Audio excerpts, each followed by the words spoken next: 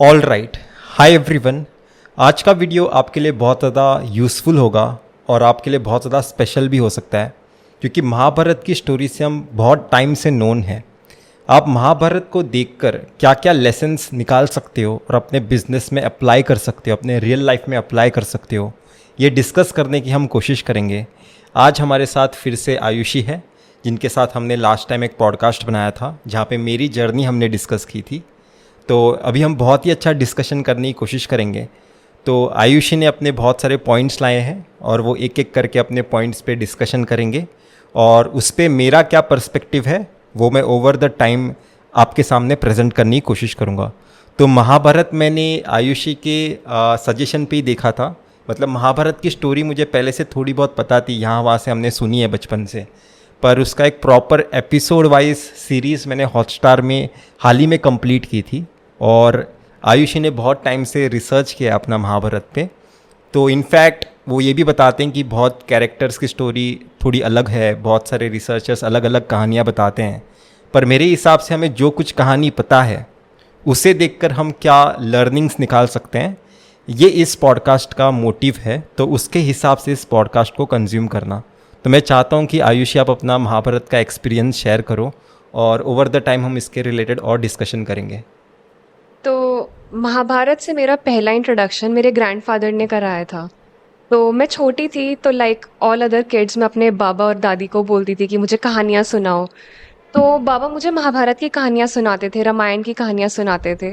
तो उस टाइम मैं इतना अप्रिशिएट नहीं कर पाती थी उन स्टोरीज़ को। मुझे अच्छा लगता था मेरे ग्रैंडफादर मुझे स्टोरीज़ बता रहे हैं, पर उसका जो इम्पोर्टेंस था उन स्टोरीज़ का और वो कैसे मेरी लाइफ को कितना इम्पैक्ट करेंगी, उस चीज़ को मैं इतना डीपली मैं समझ नहीं पाई थी। और उस टाइम मुझे ये सब चीज़ें डिस्कस करना बहुत अनकूल लगता था, लाइक ऑल अदर किड्स।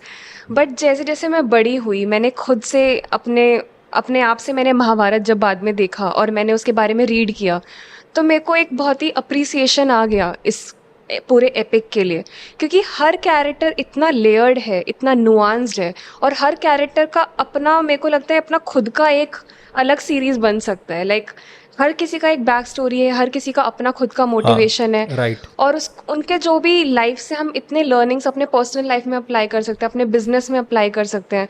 तो मुझे वो सब एनालाइज करने में मुझे बहुत अच्छा लगता है। तो यहाँ पे मैंने अपने यहाँ पे नोट किए हैं लेसन्स, बिजनेस लेसन्स, जो मैंने महाभारत से जितना मैंने अपने अंडरस्टैंडिंग के हिसाब से सीखा है। तो I start with number 1 lesson. तो नंबर 1 मुझे रियलाइज़ हुआ कि कितना इम्पॉर्टेंट है हमारी लाइफ में एक अच्छा मेंटोर या एक अच्छा लीडर होना जिसको हम फॉलो कर सकें। तो महाभारत में बहुत ऐसे मेंटोर्स हैं, लीडर्स हैं, जिनकी वजह से पूरा कहानी शेप अप हुआ है। जैसे गुरु द्रोणाचार्य हैं, उनका बहुत बड़ा रोल था अर्जुन को एक इतना स्किल्ड आर्चर बनाने में। और कृष्णा, उनसे बेटर मेंटर तो कोई है ही नहीं, साक्षात भगवान है वो तो I think same cheese business में, अगर आपके पास कोई एक मेंटोर हो जिसने ऑलरेडी एक पाथ ट्रैवल किया हुआ है, उन्होंने सारे चैलेंजेस देखे हुए ऑलरेडी, वो सारे उनको पता है आगे क्या क्या प्रॉब्लम्स हो सकते हैं, क्या क्या अपॉर्चुनिटीज़ आ सकते हैं, तो आपका जर्नी काफ़ी शॉर्ट हो जाता है। जैसे प्रीवियस पॉडकास्ट में आपने बताया आप बिजनेस फैमिली से नहीं हो, आपको 5 साल लगे समझने में कि कैसे बिजनेस अपना बनाते हैं।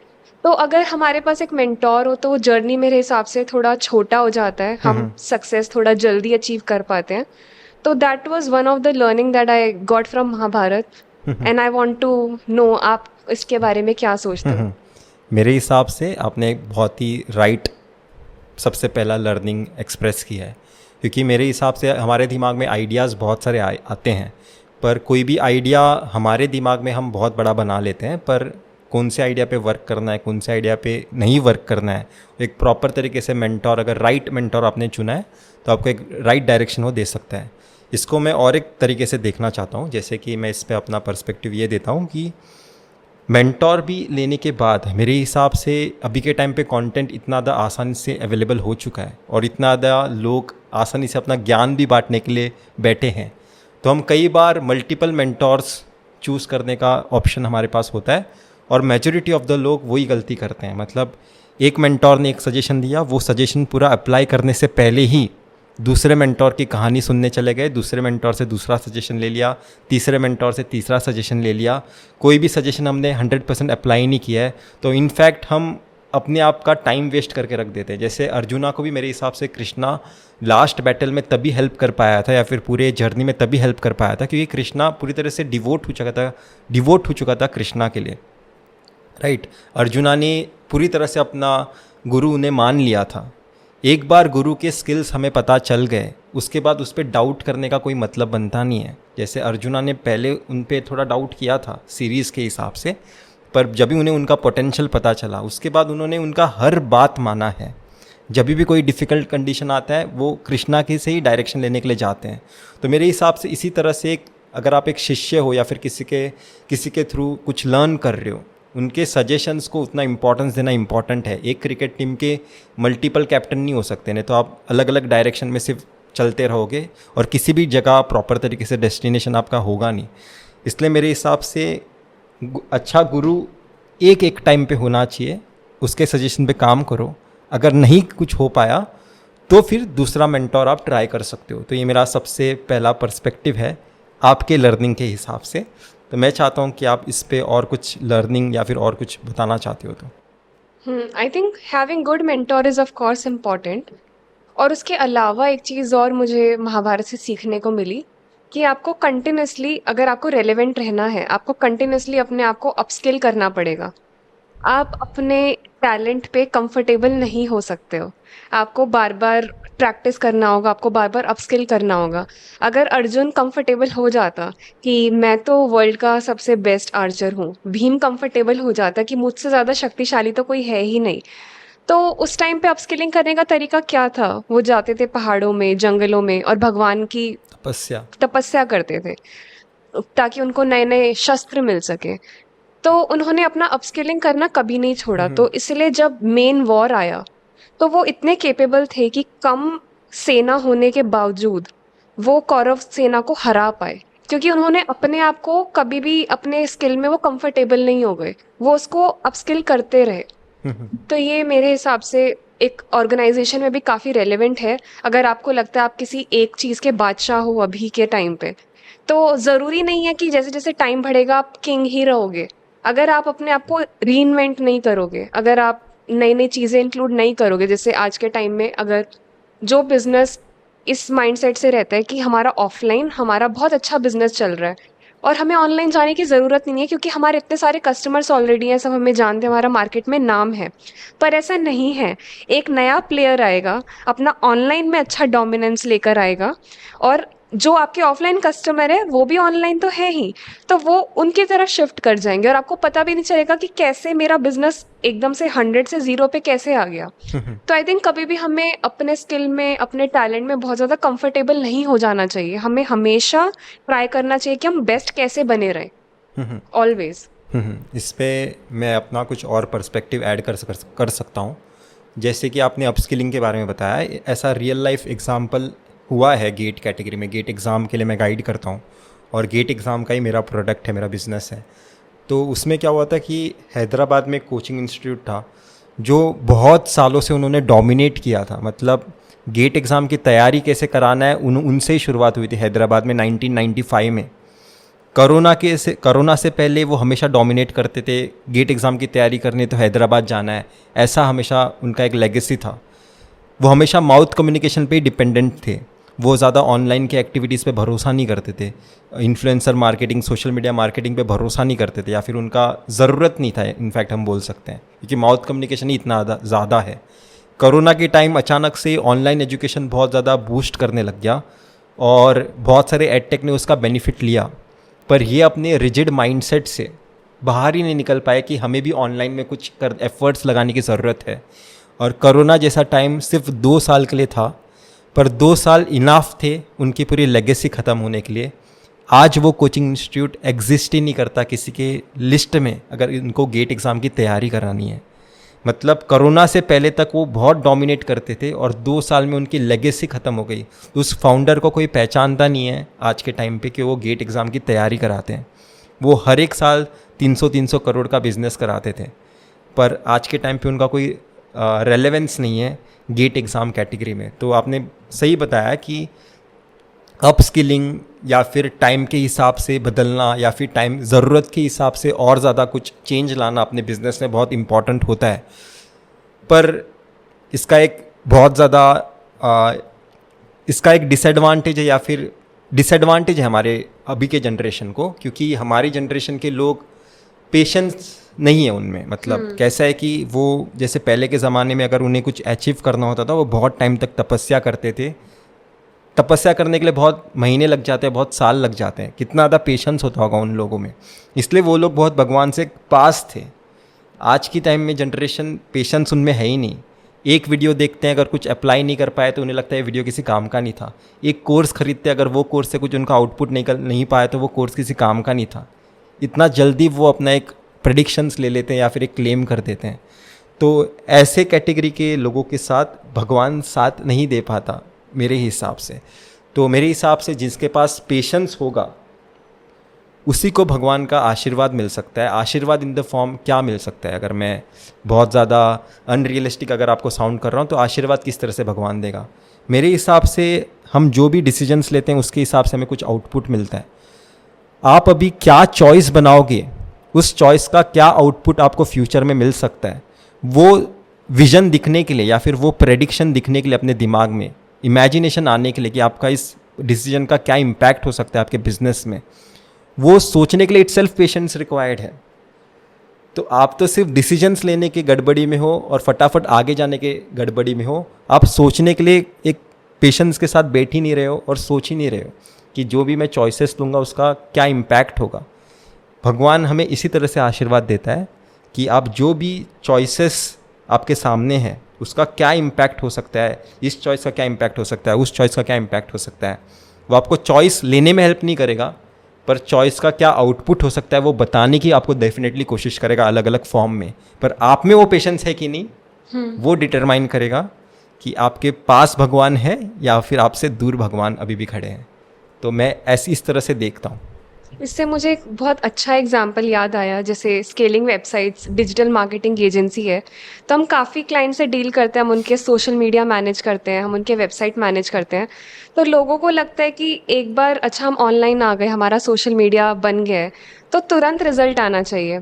उनको मतलब ऐसा मिसकंसेप्शन रहता है कि लोग बस रेडी बैठे हैं उनके प्रोडक्ट के लिए, पर ऐसा नहीं होता है। हमको पेशेंस रखना होता है। एक कैंपेन भी अगर हम एक रन करते हैं तो वो रिजल्ट दिखाने में थोड़ा टाइम लगता है, आपको एक परसेप्शन बनाने में, एक ऑडियंस बिल्ड करने में, एवरीथिंग टेक्स टाइम। तो आप कभी भी हड़बड़ी में अगर जब भी कोई काम करोगे या तो वो इधर गलत होगा या फिर आप जो बीच में ही रोक दोगे। हाँ, जो क्विक हैक्स होते हैं वो वाले आप टिप्स लगाओगे और कुछ भी आपको इन दी एंड हासिल नहीं होगा। तो आई थिंक पेशेंस आज के टाइम में बहुत ज़रूरी है हर चीज़ को लेके, not just in Mahabharata and in professional life, even personal life में patience is the biggest virtue that you can have, I think. इसके बाद आप कोई और लर्निंग बताना चाहते हो?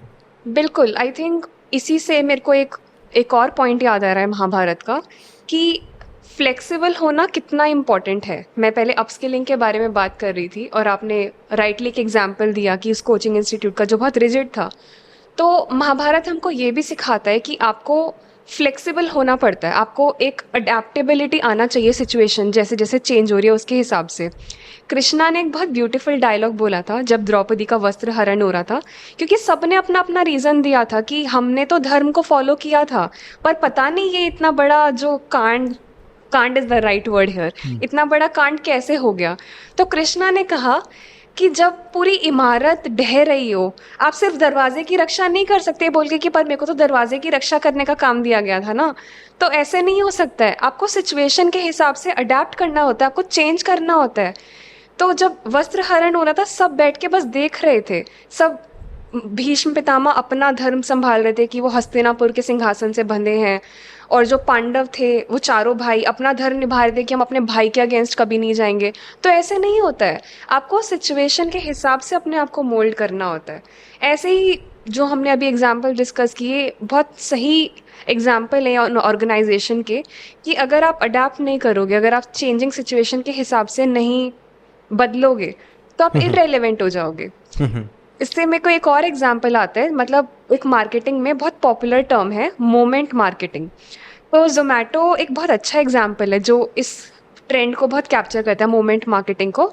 तो जैसे ही कोई भी नया मीम आता है या कोई नया सॉन्ग बड़ा पॉपुलर हो रहा है, तो उस पे उसकी पॉपुलैरिटी पे आप अपने ब्रांड को पोजीशन करके आप भी आई बॉल्स गैदर करते हो।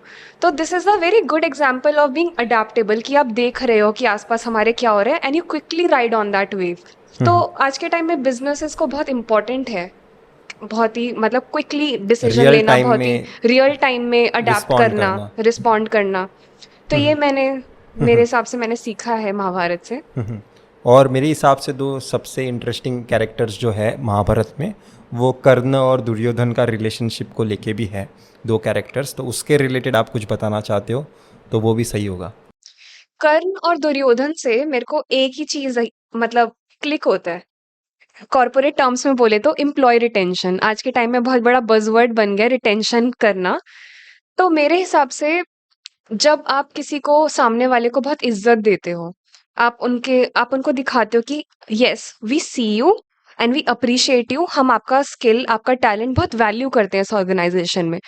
तो वो जो एम्प्लॉई है वो आपके लिए बहुत ज्यादा लॉयल हो जाता है। आपको मतलब कोई और मेथड अप्लाई नहीं करना पड़ता, मतलब आपको पॉलिसीज निकालने की जरूरत नहीं है, आपको उनको बार बार रिमाइंड कराने की जरूरत नहीं है। अगर आप किसी को उनके एक्चुअल स्किल, आप उनके टैलेंट के हिसाब से अगर आप उनको वैल्यू करोगे, उस एम्प्लॉय को भी अच्छा फील होगा, क्योंकि बेसिक ह्यूमन नीड है एक वैलिडेशन मिलना।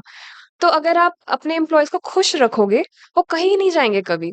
तो जब कर्णा को बाद में कृष्णा ने ऑफर भी किया, उसको बताया, जब रिवील किया कि तुम तो एक्चुअली में एक पांडव हो, इवन तुमको हस्तिनापुर का पूरा क्राउन मिल सकता है, इस वॉर की जरूरत ही नहीं है, तब भी कर्णा ने वो सारा चीज को छोड़ दिया और उसने दुर्योधन का साथ नहीं छोड़ा।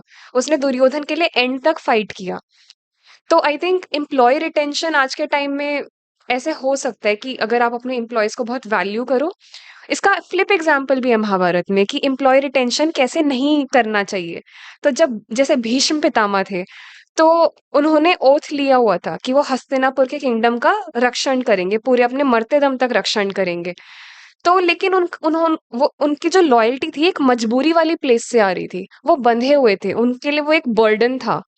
तो जब टाइम आया, वॉर का टाइम था, जब कृष्णा ने उनको उस बर्डन से मुक्त कर दिया, तो उनके पास कोई रीजन ही नहीं बचा हस्तिनापुर को गार्ड करने का, और उन्होंने अपने प्राण छोड़ दिए।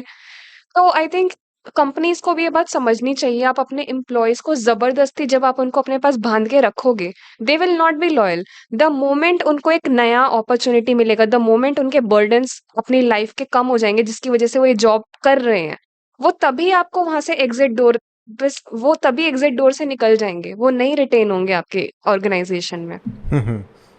इसे मैं और एक तरह से देखता हूँ, जैसे कि आपने कर्ण के बारे में बताया कि कर्ण किस तरह से दुर्योधन के लिए पूरा समर्पित थे, क्योंकि दुर्योधन ने उन्हें पहली बार वैलिडेशन दिया था उनके स्किल्स के लिए।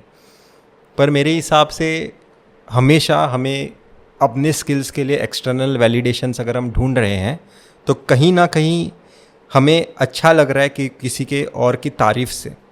पर जब भी हम इस कैटेगरी में लाई करते हैं ना, हमें किसी के और के तारीफ़ से हम उन्हें पूरा समर्पित हो जाते हैं, या फिर हमें बहुत ज़्यादा अच्छा फील होता है, तो किसी के बुरे बोलने पे हमें बुरा भी फील होता है बहुत ज़्यादा, हम बहुत ज़्यादा डिप्रेस हो जाते हैं, बहुत ज़्यादा डीमोटिवेट हो जाते हैं। जैसे कर्ण अपने लाइफ में, उन्होंने एटलीस्ट एपिसोड में इस तरह से दिखाया है।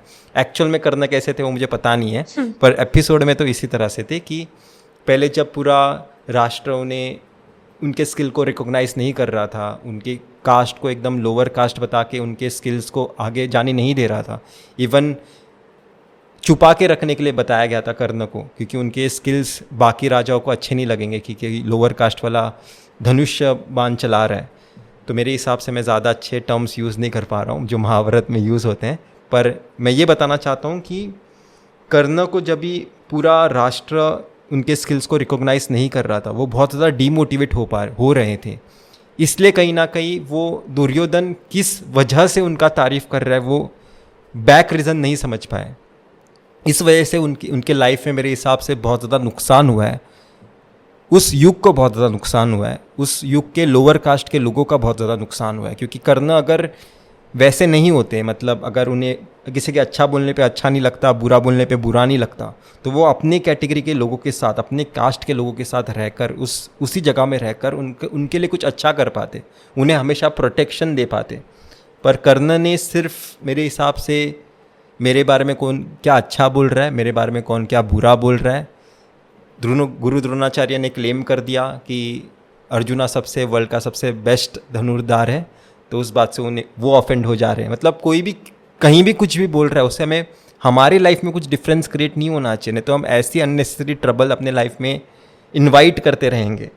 आई थिंक कर्ण का बड़ा मिस्ड अपॉर्चुनिटी था, उसके पास बहुत अच्छा अपॉर्चुनिटी था to be a leader, but उसने वो मिस कर दिया क्योंकि वो एक एक्सटर्नल वैलिडेशन ही ढूंढता रह गया। जब उसको अंका राजा बना दिया गया तो उसके पास एक बहुत अच्छा चांस था कि वो अपने जैसे जो लोग हैं लोअर कास्ट के, जिनको उतने इक्वल अपॉर्चुनिटी नहीं मिल पाते, तो उनके लिए वो काम कर सकता था, बट उसने नहीं किया। वो एक एम्प्लॉय मेंटालिटी में रह गया। मैं कर्ण को कभी भी एज एन एंटरप्रेन्योर नहीं मतलब पिक्चर कर पाऊंगी, क्योंकि उनमें वो क्वालिटी नहीं थी। ऑल्दो वो बहुत ब्रेव थे, बहुत टैलेंटेड थे, बहुत स्किल्ड थे, पर उन्होंने वो एक लीडरशिप कभी नहीं दिखाया मेरे हिसाब से। वो एक एम्प्लॉय मेंटालिटी में रह गए, तो इस हिसाब से ही शायद इसीलिए वो इतना लाइफ में आगे नहीं बढ़ पाए। उनका सोच सिर्फ उधर तक ही सीमित रह गया कि मुझे कौन वैलिडेशन दे रहा है, मेरे को कौन अच्छा बोल रहा है, मुझे कौन बुरा बोल रहा है। वो इसके बियॉन्ड कभी आगे बढ़ ही नहीं पाए। इवन स्टीव जॉब मूवी में एक डायलॉग है कि स्टीव जॉब के 2 मूवीज़ हैं, तो उसमें के एक मूवी में एक डायलॉग है कि स्टीव जॉब से एक इंसान पूछता है, तुम्हें क्या आता है, मतलब तुम इतने हीरो बन के क्यों घूम रहे हो, तुमने तो अब तक कोई, ना तुम्हें VLSI डिज़ाइन आता है, ना तुम्हें सॉफ्टवेयर डेवलपमेंट आता है, ना तुम्हें कंप्यूटर का ऐसा कोई स्पेसिफिक ऐसा कोई एकदम स्पेसिफिक ऐसा कोई स्किल है जो आप बहुत ज़्यादा यूज़ कर पा रहे हो। तो स्टीव जॉब ने बताया था कि आप कभी ऑर्केस्ट्रा गए हो, ऑर्केस्ट्रा में बेस्ट ड्रमर आपको मिलेगा, बेस्ट गिटारिस्ट आपको मिल सकता है, ऐसे अलग अलग लोगों का अलग अलग रोल होगा और वो सब लोग अपने रोल में बेस्ट है, पर मैं ऑर्केस्ट्रा चला रहा हूँ, ठीक है। तो मेरे हिसाब से सबसे बेस्ट स्किल होना सबसे अलग है, और विजनरी होना और अपने आप पे बिलीव रखना और कुछ दुनिया में कुछ चेंज लाने वाला माइंडसेट रखना, वो बहुत अलग चीज़ है। आप कितना भी अच्छे स्किल्ड रह गए, आप कितने भी अच्छे स्किल गैदर कर सकते हो, पर दुनिया को चेंज करने का अपने प्रोडक्ट से या फिर अपने इनोवेशन से या फिर अपने बिजनेस के थ्रू, ये माइंडसेट रखना एक बहुत ही अलग बात है। मेरे हिसाब से करना उस कैटेगरी में नहीं आता। करना बेस्ट स्किल्ड हम बता सकते हैं, पर वो ओवरऑल कुछ दुनिया के लिए मुझे कुछ इम्पैक्ट क्रिएट करना है, ऐसा उनका माइंडसेट नहीं था। स्किल से मुझे याद आया एक और सबसे असेंशियल स्किल जो एक एंटरप्रेन्योर में या फिर इवन एम्प्लॉयज में भी होना चाहिए, वो है negotiation skills. And I think Shakuni से बेटर नेगोशिएशन स्किल्स उस एपिक के हिसाब से पूरे आर्यव्रत में किसी के पास नहीं था। और ये बात खुद कृष्णा ने बताई है। बिल्कुल। कृष्णा तो चलो स्वयं भगवान है, इवन वो भी बड़े अच्छे नेगोशिएटर हैं, पर वो भगवान है और शकुनी एक इंसान है। तो शकुनी ने भगवान के लिटरली बराबरी वाला नेगोशिएशन किया था। तो ये एक स्किल, ये आई थिंक नेगोशिएशन एक आर्ट है जो हर एंटरप्रेन्योर में होना चाहिए, to discuss better deals, to discuss better terms of dealing with clients and everyone. तो ये भी एक इनकलकेट होना चाहिए, आई थिंक मेरे हिसाब से सब में आना चाहिए एक नेगोशिएशन स्किल। इवन जो वो द्रौपदी का चीरहरण वाला जो इंसिडेंट है, उसमें उन्होंने सबको एक स्पेसिफिक टर्म्स के साथ एग्री कराया सबसे पहले। हाँ, फिर वो जो भी टर्म्स थे पूरी सभा के आगे डिसाइड हुए थे, तब भी उसने मास्टरफुली सबके आगे जो टर्म डिसाइड हुए उसमें से लूप होल निकाल निकाल के उसने युधिष्ठिर और सारे पांडवों को हरा दिया। आई थिंक मतलब as a women I was horrified, और वो सीन सबसे सैडेस्ट इंसिडेंट होगा आई थिंक पूरे एपिक का। पर अगर आप वो हटा के आप शकुनी का माइंड उसमें देखो तो दैट वाज ब्रिलियंट। उसने जैसे इंटेलिजेंस। सोचा वो बहुत इंटेलिजेंट था शकुनी। वो बात अलग है उसने कभी अच्छे कामों के लिए अपना माइंड नहीं यूज किया।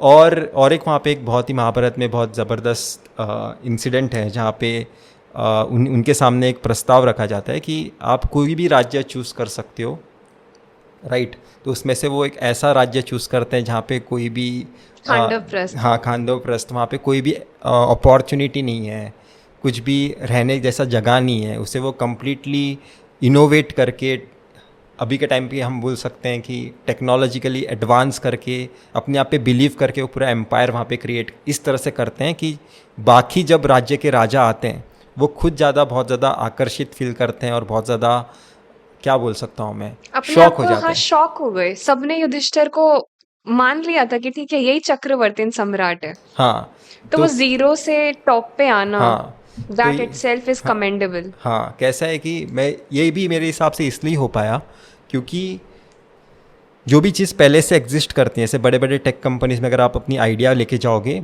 वहाँ पे एक पहले से ही बहुत ज़्यादा कुछ ना कुछ एग्जिस्टिंग मॉडल है, तो वहाँ पे आप कुछ अपना आइडिया इम्प्लीमेंट कर नहीं कर सकते क्योंकि उनका पूरा बिजनेस एक एग्जिस्टिंग मॉडल के हिसाब से, वो एम्प्लॉयज़ को अभी सैलरी देना अचानक से बंद नहीं कर सकते, उन्हें वो रिस्क है। पर अगर आप कंप्लीटली ज़ीरो से स्टार्ट कर रहे हो या फिर कंप्लीटली एक नए स्टार्टअप में ज्वाइन कर रहे हो जो बहुत ही इनिशियल स्टेज में है, वहाँ पे बहुत ही नए नए टेक्नोलॉजी के साथ आप काम कर सकते हो, नए नए आइडियाज़ पे आप काम कर सकते हो, जो भी आपके दिमाग में वो आप वहाँ पे इम्प्लीमेंट कर सकते हो।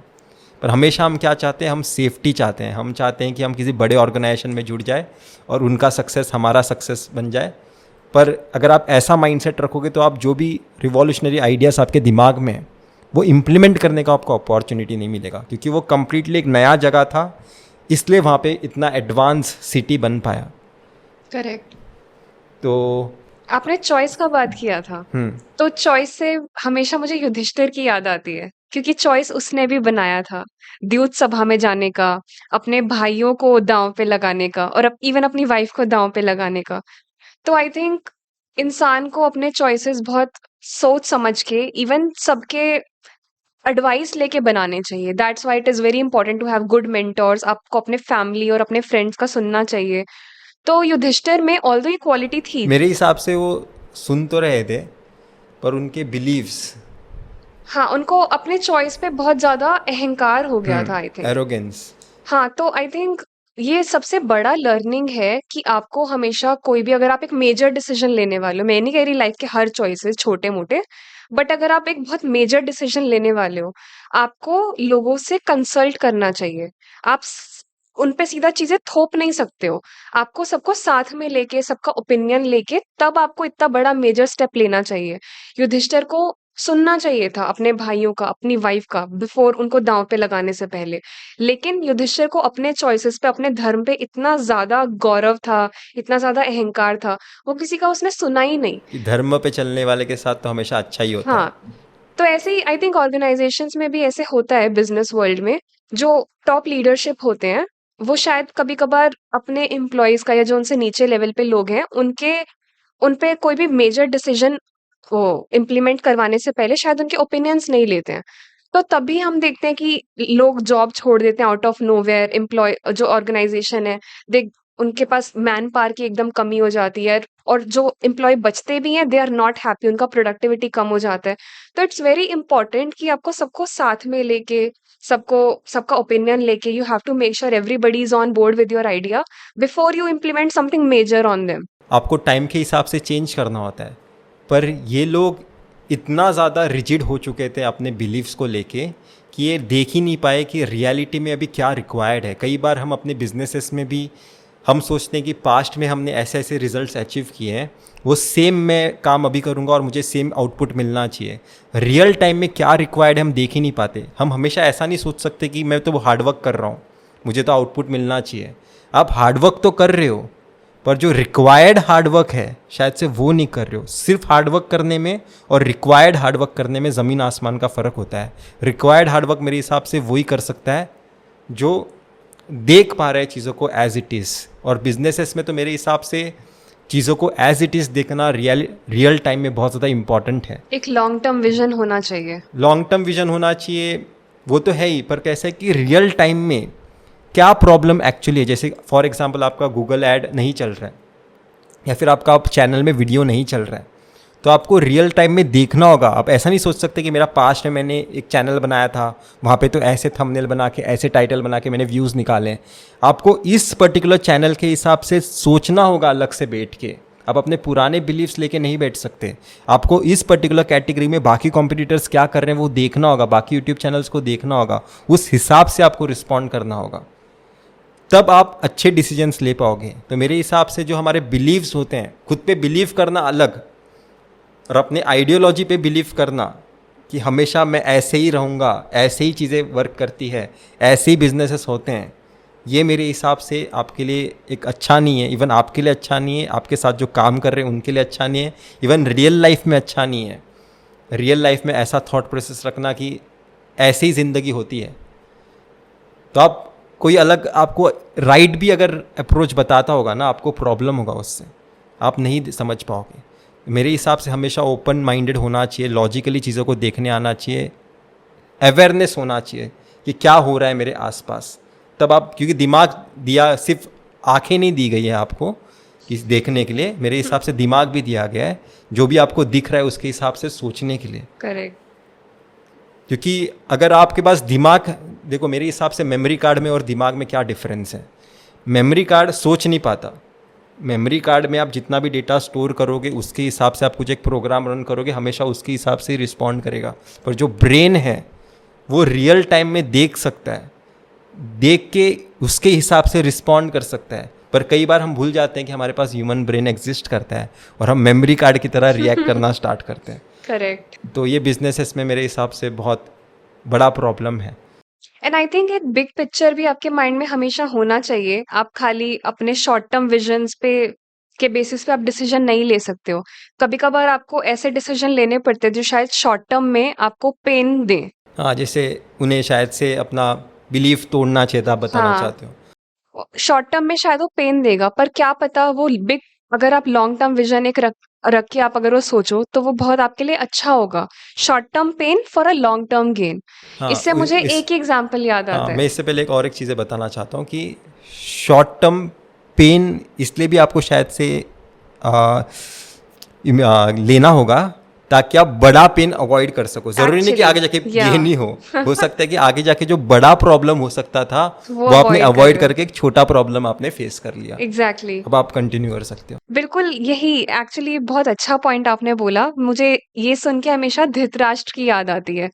तो उसने अपने शॉर्ट टर्म जो उसका गेन उसको दिख रहा था, वो अपने जो बेटा था उसके लव में वो इतना ज़्यादा ब्लाइंडेड था, वो बड़ा पिक्चर देख ही नहीं पा रहा था। वो अपना शॉर्ट टर्म पेन अवॉइड करने के लिए कि शायद मेरा बेटा मुझसे नफ़रत करेगा, अगर मैं उसको थ्रोन नहीं दूँगा। तो वो एक बड़ा जो आगे आने वाला संकट था, वो अवॉइड नहीं कर पाया। अगर वो शॉर्ट टर्म में ही दुर्योधन को समझाता, बचपन से ही उसको अनरियलिस्टिक एक्सपेक्टेशंस नहीं देता, तो शायद आई थिंक दुर्योधन समझता, अगर उसको बचपन से वो शिक्षा दी जाती, तो वो इतना लार्ज स्केल पे वो नहीं लेके जाता अपने बुरे कर्मों को, और वो वॉर ही नहीं होता। तो आई थिंक धृतराष्ट्र का भी इसमें बहुत मेन रोल था कि वो एक बिग पर्सपेक्टिव नहीं रख पाया। उसने वो देख ही नहीं पाया कि आज जो मैं ये जो चीज़ कर रहा हूँ अपने बेटे की नज़रों में बुरा ना बनने के लिए, शायद वो कल को उसके डेथ का कारण बन जाएगी। तो वो चीज़ नहीं देख पाया, और आई थिंक यही ऑर्गेनाइजेशंस कभी-कभार मिस्टेक करते हैं। वो शॉर्ट टर्म अपने गोल्स में रह के वो लॉन्ग टर्म एक बिग पिक्चर को भूल जाते हैं। इवन मेरे हिसाब से जो क्या था, धृतराष्ट्र। ठीक है, मुझे उनका नाम ही बोलने के लिए बहुत इट्स डिफिकल्टी हो वेरी रहा है। टफ टू हाँ, से। तो वो जो कैरेक्टर है ना, मेरे हिसाब से रियल लाइफ में अभी भी लोग ऐसे हैं कि अपने चिल्ड्रंस को वो स्ट्रिक्ट नहीं रहते हैं। इवन बहुत सारे लोग अपने पार्टनर्स के साथ स्ट्रिक्ट नहीं रहते हैं। मेरे हिसाब से आपको सिर्फ अभी के हिसाब से नहीं सोचना है कि अभी आप उन्हें खुश कर रहे हो कि नहीं, अभी आप उन्हें प्यार कर रहे हो कि नहीं, अभी उन्हें सारी फैसिलिटीज़ दे रहे हो कि नहीं। मेरे हिसाब से आपको ये सोचना चाहिए कि आप जो कुछ भी कर रहे हो अभी के रिक्वायरमेंट के हिसाब से कर रहे हो कि नहीं। क्योंकि रिक्वायरमेंट मेरे हिसाब से सबसे इंपॉर्टेंट है कि आप देख पा रहे हो कि नहीं, रिक्वायरमेंट क्या है। रिक्वायरमेंट के हिसाब से रिस्पॉन्ड करना मेरे हिसाब से इंपॉर्टेंट होता है, राइट? करेक्ट। तो आप अभी और कुछ बताना चाहते हो इस पॉडकास्ट में? I think that is it. That is all the learnings that I've gathered from Mahabharat. तो आई थिंक हमें अपने व्यूअर्स से पूछना चाहिए कि उनको क्या लर्निंग्स है महाभारत की। अगर आप भी महाभारत के फैन हो तो कमेंट सेक्शन में आप शेयर कर सकते हो हमारे साथ कि आपने महाभारत से क्या सीखा है और उसको अपने लाइफ में कैसे अप्लाई किया है। और ये वैसे भी बहुत रैंडम डिस्कशन था, कुछ ऑर्गेनाइज्ड डिस्कशन नहीं था, पर मेरे हिसाब से हमने बहुत अच्छी तरीके से एक्सप्रेस किया है अपने थॉट्स। या आप अपने रियल लाइफ में भी अप्लाई करने के बारे में सोच सकते हो, अपने बिजनेस में भी अप्लाई करने के बारे में सोच सकते हो। वैसे बिजनेस रियल लाइफ का ही पार्ट है, वो बात अलग है। तो अगर आपको ये वीडियो पसंद आता है तो इस वीडियो को लाइक करो और कमेंट डेफिनेटली करो, अपने दोस्तों के साथ शेयर करो। और ऐसे ही बहुत सारे पॉडकास्ट अलग अलग कॉन्सेप्ट्स पे आते रहेंगे जो आपको बिजनेसेस में हेल्प कर सकते हैं, अपनी आइडियाज़ पे काम करने के लिए हेल्प कर सकते हैं, आपका थॉट प्रोसेस थोड़ा इम्प्रूव कर सकते हैं। तो इतना ही था इस वीडियो में। हम फिर मिलेंगे किसी वीडियो के साथ। Till then, bye.